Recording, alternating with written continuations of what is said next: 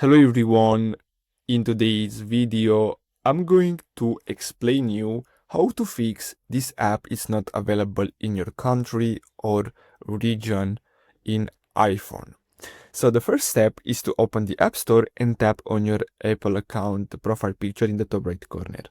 Then you're gonna have to simply go to your account, so tap once again.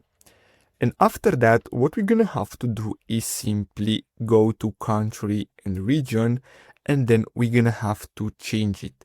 So I'm gonna change it to United States. Now what we're gonna have to do is simply select United States, then simply click on continue, and then we're gonna have to agree. After that, we're gonna have to choose none, and here we're gonna have to enter a US billing address. So you can basically search on internet, it doesn't matter, the phone number the same, and then simply tap on done, and this will change the App Store location to that specific country. So basically that's all you have to do. I really hope you found this video helpful. Don't forget to like and subscribe. Thanks for watching, guys.